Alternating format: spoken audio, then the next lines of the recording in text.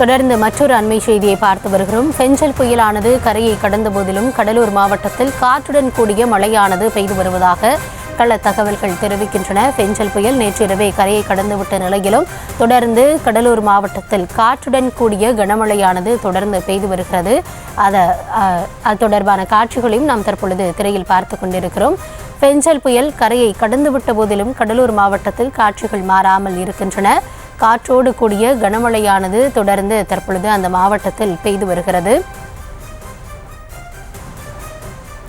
கடலூர் மாவட்டத்தில் காற்றுடன் கூடிய மழை பெய்து வரக்கூடிய சூழலில் அது குறித்தான காட்சிகளையும் நாம் பார்த்து வருகிறோம். இது குறித்த விவரங்களுக்காக இணைகிறார் எம்முடைய செய்தியாளர் பாரிவள்ளல். பாரிவள்ளல், வணக்கம். கடலூர்ல இன்றைய தினமும் காற்றுடன் கூடிய கனமழையானது தொடர்கிறது. தீவிரம் எந்த அளவிற்கு இருக்கிறது? விவரங்களை வழங்கலாம். கௌதமி, நேற்று நள்ளிரவு முதலே கடலூர் மாவட்டம் முழுவதும் பாத்தீங்கன்னா பலத்த காற்றுடன் மழையானது பெய்துட்டு இருக்கு. கடலூர் மட்டும் இல்லாம கடலூர், நெய்வேலி, பண்ருட்டி உள்ளிட்ட பகுதிகளில் பாத்தீங்கன்னா காற்றுடன் கூடிய மழை தான் அதிக அளவுல பெய்துட்டு இருக்கு. அது மட்டும் இல்லாம முக்கிய சாலைகள்ல ஒரு சில சாலைகள்ல பாத்தீங்கன்னா மரங்கள் வேரோடு சாய்ந்ததால அந்த பகுதியில போக்குவரத்தானது பாதிக்கப்பட்டிருக்கு. அந்த விழுந்த மரங்களை உடனே காவல்துறை, தீயணைப்பு துறையினர் சென்று அந்த மரங்களை அகற்றும் பணியில் தற்காலிகம் ஈடுபட்டு இருக்காங்க. அது மட்டும் இல்லாம முக்கியமான சாலைகள்ல பாத்தீங்கன்னா அங்கே மழை நீரானது முழங்கால அளவுக்கு தேங்கி நிற்கக்கூடிய காட்சியை பார்க்குது. அந்த பகுதிகள்லாம் வாகனங்கள் ஊர்ந்து செல்லக்கூடிய காட்சி தான் நம்மளால பார்க்க முடியுது.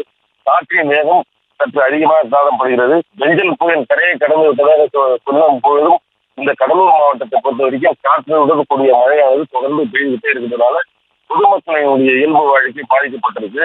ஏதேனும் பாதிப்புகள் ஏற்பட்டால் மாவட்ட நிர்வாகம் சார்பில் ஏற்பாடு செய்யப்பட்டுள்ள புயல் பாதுகாப்பு மையத்தில் பொதுமக்கள் தங்கலாம்னு சொல்லிட்டு மாவட்ட நிர்வாகம் ஏற்கனவே அறிவித்துள்ளது. அதனால இப்ப பொதுமக்கள் எல்லாம் அந்த புயல் மையத்துக்கு செல்லலாம்.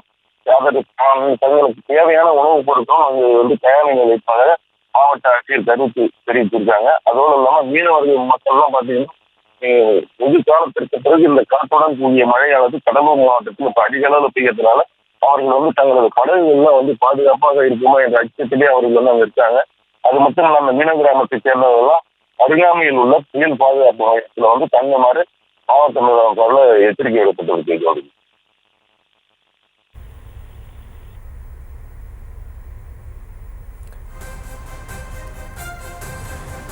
கடலூரில் தொடரும் கனமழை குறித்தான உங்களுடைய தற்போதைய விவரங்களுக்கு நன்றி பாரிவள்ளல்.